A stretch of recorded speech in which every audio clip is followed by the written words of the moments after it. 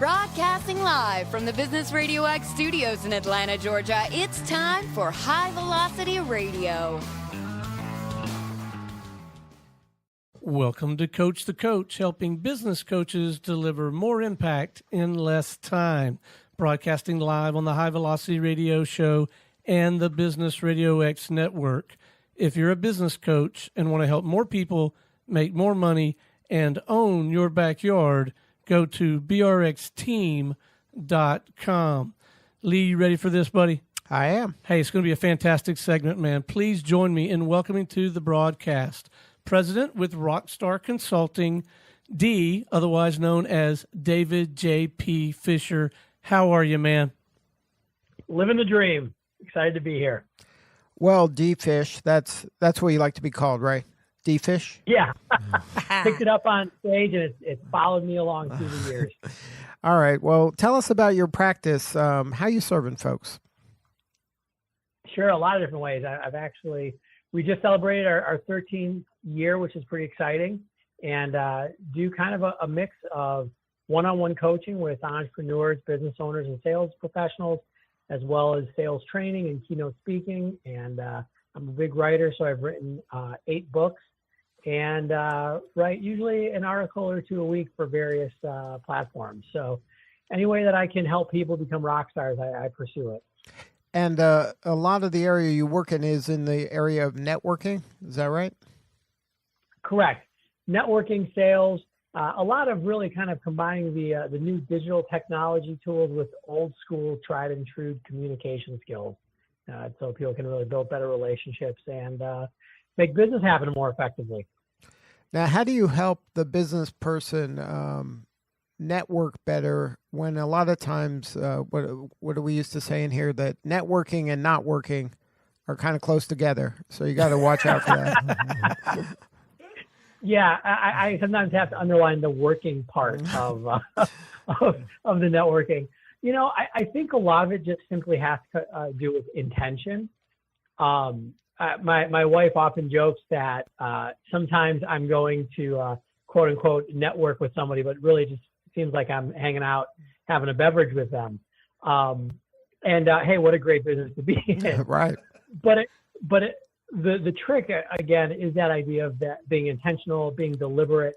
I love the fact that I have business clients and colleagues and partners who I would call friends, and vice versa. So I think a big part of it is just going in knowing, hey, I'm going to build that human relationship because, hey, that's what we're here for, I think, is to connect and to build those relationships. But at the same time, I'm going to find out about them, find out their business. If there's a connection I can make, I will definitely offer that. And if there's a way that they might be able to help me out, I'm not going to feel weird about asking for it. And so again, having that focus is, I think, the switch to go from not working to networking. Now, do you find that a lot of people, especially now with social media and all these channels are pretty much free in terms of there's no cost to be on there. There's obviously a cost of time and effort to use them properly, but they just kind of spew out all these impersonal, inauthentic messages in order to, they think they're reaching lots of people, but in actuality, they're probably reaching nobody because they're not doing that service part, that human interaction part of the equation. That's exactly right. I mean, I talk about this a lot with people where it's, just because you can use a platform and, as you said, just spew informational garbage into the world doesn't mean you should. I think for the people that are really finding success with using digital tools to build relationships, it is using them as an extension, right? So using something like LinkedIn or Instagram or Facebook, whatever your platform is, as a way to engage with people, to find people, and then to, and this word I think is often overused, but it's important, it's to authentically show up as you really are as a person, and then try to provide some service for the people that you are engaging with. And I think when you do that, people can recognize that, and they're going to give you a lot more of their time and attention when you do that. But the challenge, I think, at least with the entrepreneurs that we see in here, everything's about scale, scale, scale. And everything's like, okay, create the system and then scale the system. And then when you're scaling, it's difficult to keep those authentic one-on-one, human-to-human connections. Right. That is, I think, one of the main stumbling blocks with using these platforms. Is the challenge in scaling it. To be blunt, I don't think that we have necessarily found a good answer for that. For example, technology, and you'll see a lot of software platforms that do this now, marketing automation, CRM, pipeline management. I can tell in a heartbeat when I've been sent an email that that person, they didn't actually send that message, right? Right. And they go down. I have people reaching out to me weekly, trying to connect with me, and I usually will accept the connection, for example, on LinkedIn. And I weekly disconnect from people because the first thing that I get from them is a canned sales pitch. And I think that you do have to find a balance point that you're comfortable with. I've always found that scale is good, but the people that you do build relationships with, then you can really leverage it, right? That's where you are going to get the best clients, the best business opportunities, not from just blasting out at scale, but rather really connecting with people so that they do trust you, which is at a premium these days. And they will actually take some of their time and attention, which is at a premium, and they'll give it to you. Now, do you find that that when people are leaning on the scaling and that's a concern, that's really not, it doesn't make sense for most business people and most entrepreneurs. Most business people and entrepreneurs don't need thousands of customers or millions of eyeballs paying attention to what they're doing. They need a handful of people. Some of them, it might be 10, on the planet, and then they're set for life. But they think that they need more and more and more, and we call them in here cosmetrics. They get hung up on these listeners, followers, downloads, things like that really aren't impacting the bottom line. You're right on the nose there. One of the terms that I often use is being a micro influencer, because too often we look at the big influencers. We look at the Gary V's and the Seth Godins and the really kind of big names, and we think to be successful we have to be like that. But to be at that level takes a lot of time, a lot of resources, more than most of us have access to, a little bit of luck even at certain points in your career. That's hard. Having 1 million followers is hard. But to your point, having even 100 people that you can influence and engage with, from there, most entrepreneurs, you're going to find those really good customers, and you can build from there. It's hard to, as I said, build that large scale operation these days, especially when you think about marketing, because everybody can market, because the barriers to entry are so low. But nobody can replace you, right? Nobody can replace your perspective. So if you show up, have that sphere of influence around you, that's when you can do some really good things for your business. Now, when you're working with clients and you're having this conversation, do their heads explode because you're telling them kind of probably the opposite of what they think they have to do? Sometimes. But actually a lot of the I guess response is, thank goodness. You can almost see like the exhale, because we have, these platforms are so new. The way that we're marketing is so new with the evolution of technology. People are afraid of like, hey, how am I going to get 500,000 followers or 100,000 followers or 10,000 followers even on any of these platforms? That seems really daunting, because they've been told that that's what you need for success. But when they actually look at some very reasonable numbers and they can map out a process to make that happen, much, much more doable. And they go, oh, now I have something I can work on. I don't have to be a Kardashian. I can just, be me at my level and still get some really great business results from these platforms. Now, how did you get involved in coaching? What's your backstory? Well, I fell down, tripped, and when I stood up, I was a coach. Actually, I got my start in sales and entrepreneurship. I actually was One of the kids around the country sells Cutco knives. If you've ever run across Cutco, they're awesome. If you don't have them, go get them. They're fantastic. But I actually ran the Chicago office after college for them, and that gave me an opportunity at a very young age to. I ran the Chicago office, so I trained over 1,000 salespeople. Was probably running 10 to 20 one-on-one coaching meetings a week, and really kind of learning by doing. And so that was kind of my baptism by fire. And when I left that and I was thinking about what I wanted to do, I realized I was good at selling, and I was good at selling people on their goals and their desires, what they were trying to create. So I kind of combined that and just have been a coach ever since. Now, do you find that in selling that anybody can sell if they have the right tools and confidence, or are people born salespeople? Yeah. So how many hours do we have to debate that topic? I actually think, well, first of all, let me say that not just anybody can sell.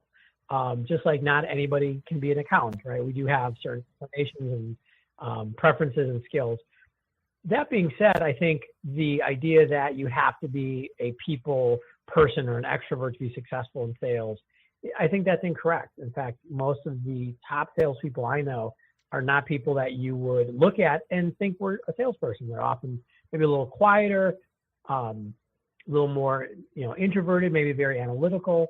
But I do think that most people, if you have a desire to be successful in sales, as long as you put the right processes underneath, you can find success.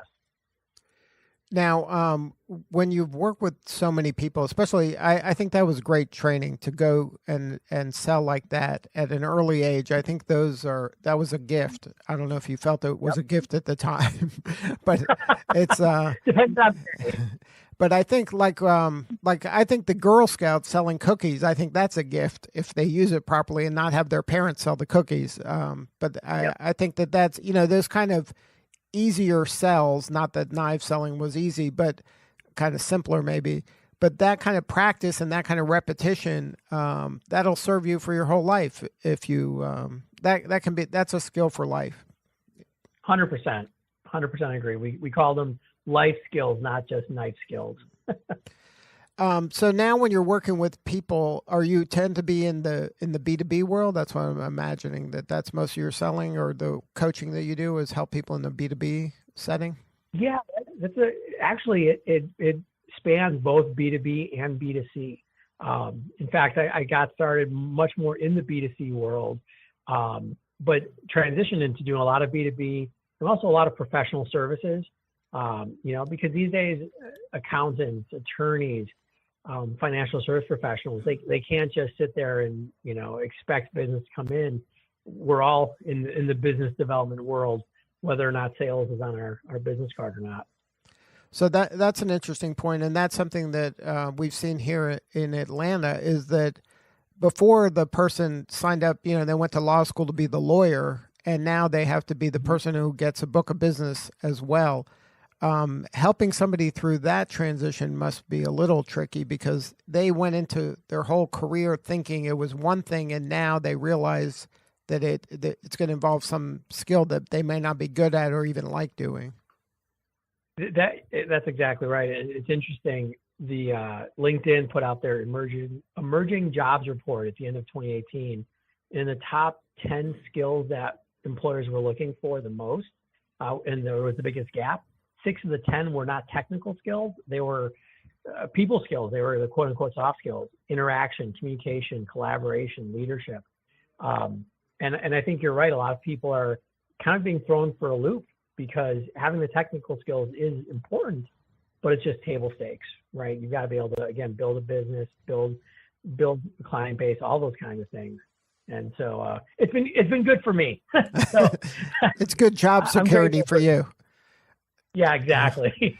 Do the firms hire you and say, okay, work with all of our team of accountants or lawyers or whatever professional service group you're working with?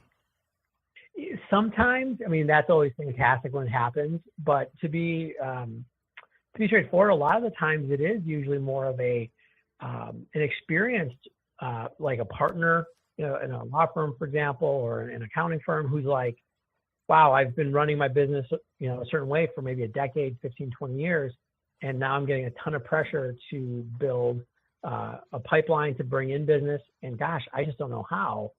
That tends to be a lot of business I get are those people reaching out going, how can I still be myself, right? Because they're not going to become this slick, smarmy sales guy. But how can I be myself but yet still bring in the business? And that's kind of what I work with them on.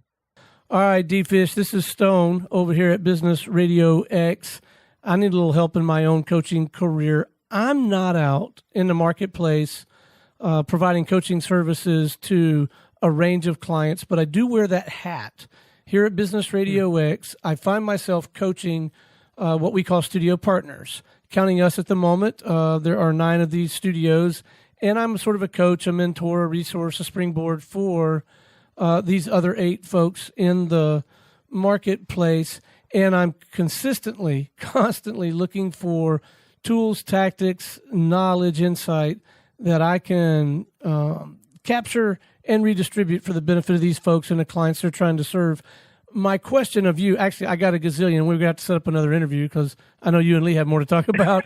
But the one that I'm gonna take my time and use for today, early in the conversation, you used the term canned sales pitch and sort of put it in a negative light. You were describing how like people were doing that on LinkedIn and it came across less than authentic and not very good. And I agree, and we've all seen that. My assertion is, and I'd like to get your take on this, and then I have a specific question. My assertion is that yes, that's one very negative end of that continuum. By the same token, maybe equally ineffective and not attractive and not advisable is to completely wing it, right, and not have any structure, rigor, discipline, specific language. So I wanted to get your take on this idea that, okay, yeah, you don't want canned, but you don't want total winged, that language really is important, and maybe there is some phrasing, some language with the right level of authenticity and semantic weight that we should be aspiring to. And then if so, I'd be real interested in anything you might offer in terms of how you go about transferring that language to the folks that you're trying to help. Sure. That's a great question. I am a huge fan of sales scripts. That's how I came up as a young salesperson selling knives, and I've been convinced over and over of their value. A lot of people, winging it does not work. The best approach I found, though, is to use a sales script very similar to how an actor uses a script for a play. You use that to make sure you've got the words right. You can work on that beforehand. Make sure that you're saying the right information the right way, but then you can actually inhabit that sales script and make it your own, make it authentic. It's not about just taking somebody else's words and just saying them verbatim, but it kind of inhabiting that sales script. When an actor is playing Hamlet, they don't change Shakespeare because Shakespeare is pretty darn good.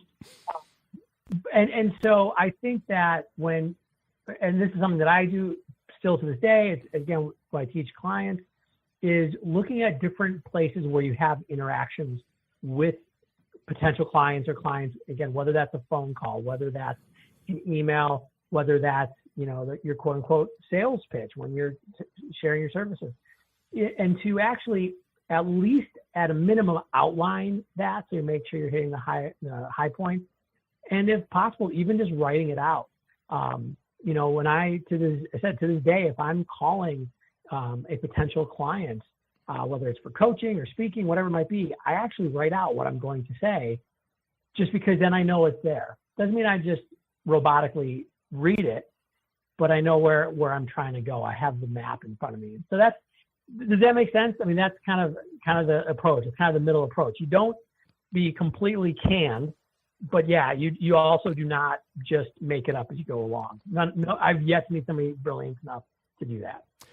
So yes, in answer to your question, it is helpful, particularly because you've given me some imagery that I can call on and maybe even try to translate. The words you use that are helping me frame this up are inhabit the script. So you really are melding it, molding it, making it your own, maybe trying to live into the truth of the point and make sure that you cover the right information. But if I inhabit, what I think I hear you saying is, you and I could start out with the same script, and I could bring Stone to that script, and you could bring D-Fish to that script, and we each inhabit it in our own way, and we can be equally effective. And then I guess level 2 of all that is maybe we would also employ that script differently with my buddy Lee Cantor than we might with, my friend Sue Jones. Yeah? Exactly. And that's, responding to the context of your conversation becomes critical. That I often talk about being a sales Sherpa. It's actually something I covered in one of my latest books, that we have to be sales Sherpas. We have to be guides for our customers and our prospects.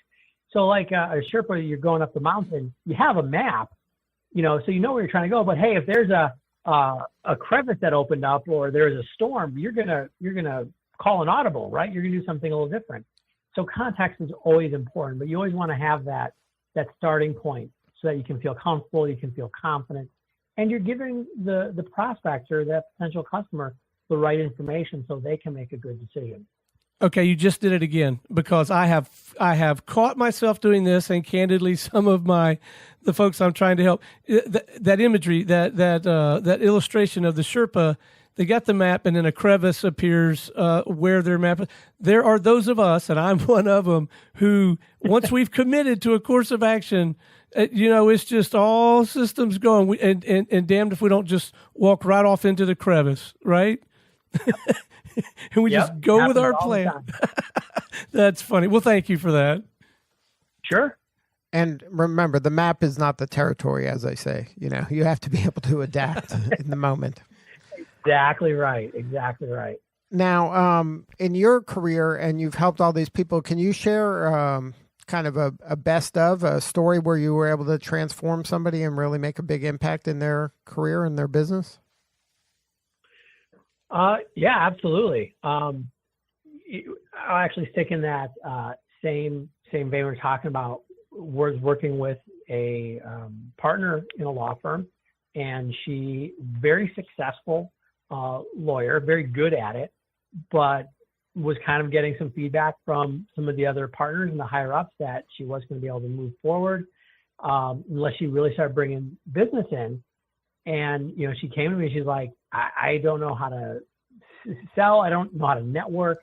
I'm actually kind of uncomfortable with that. She's like, I prefer to sit down with a contract and just, kind of work on that.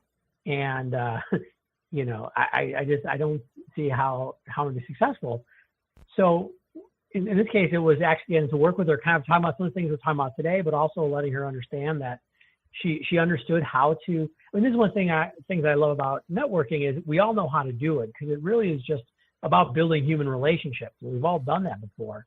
It's just a matter of bringing that into the business sphere. And what was great is, she actually got to the point where she was having 1 or 2 business lunches a week. She thought she had to go to these really big, networking events that are kind of slimy, right? Pass around just a ton of business cards. She says, I don't like doing that. So she could be authentic. She could be herself. And all of a sudden she was getting business. She was getting potential clients. And not only did she get the business results, which is always exciting for me, but more importantly, she felt good about it, right? She's like, I can be myself. I don't have to be somebody I'm not. And that's always a great thing to hear, because just like selling is a skill that transfers to all different parts of our life and throughout our life, I think relationship building and networking also does as well. So that's just one off the top of my head. Now, isn't that a lot of your work is kind of reframing selling for your clients? Because a lot of people have this kind of negative perception, and the media doesn't help this, and movies don't help this, with the salesperson as that person that's going to say anything just to get the sale. And most people, at least that I've run across, that's not really how they behave in real life, that most people are trying to help people and serve people. And that's why they get the sale, is because they are trying to help. But in the head of the person who isn't in selling, they think, oh, the sales guy is, like you mentioned, that used car salesman. And it just, you can't be that anymore, I wouldn't think, in today's world. Too many people think selling is a 4-letter word. And I don't think it was really true that much in the past to what you just said. And I definitely think it's not going to apply in the future, because one of the things that social media, for example, has really changed is our ability to vet, to research somebody before we ever really engage with them. And if you're a jerk, that's going to precede you into all of your conversations, right? Right. No, you're not going to get the good testimonials, reviews, or you're not going to have a big network on LinkedIn. All those things are not going to happen. Meanwhile, the people that are truly being service oriented, and I always think that you sell for somebody, you don't sell to somebody, right? You're trying to help them out. And the people that do that, they are going to get all of the reviews, the testimonials, the connections, the introductions. And so it's a self-fulfilling cycle, I guess you could say. It's a virtuous cycle when you're doing things the right way. Now, we'd like to ask all of our guests to share one piece of actionable advice for that new coach, the person who maybe hasn't been an official coach before, but they're now getting into coaching. Can you share a piece of advice to help that person kind of help their learning curve so they don't have to struggle or suffer as much as maybe you did when you were starting out? Yeah, absolutely. Let's stay on theme. I think a great thing a new coach can do is reach out and start to build some relationships either with other coaches or with people in the market that you would like to serve, not trying to get business from them, but trying to set the foundation for a relationship that's going to be long-term. I'm a big fan of having the cup of coffee or a virtual cup of coffee by phone. You do that once a week even. You add 50 people to your network who can give you insight, feedback, answer questions. And yes, some of them might become clients, might become business partners, but you gotta sow the seeds, and you gotta cultivate them now, so that down the line you'll be much more successful. Good stuff, D-Fish. Thank you so much for sharing your story. If somebody wanted to connect with you, maybe get a hold of one of your 8 books or listen to your podcast or read one of your many articles that you've written, where can they go? Best place online, davidjpfisher.com. There's no C in my last name, so David J. P as in Paul, FISHER.com. All my books are available on Amazon. It's this little website. I think it's got some legs. I think it's going to stick around. And you can definitely find me on all the social media platforms, linkedin.com/in/IMDfish. And on Twitter, I'm DFish Rockstar. Would love to connect and chat and be of service in any way that I can. All right. Well, thank you again for sharing your story. Absolutely. Thank you for having me. All right. This is Lee Cantor for Stone Payton. We will see you all next time on Coach the Coach Radio.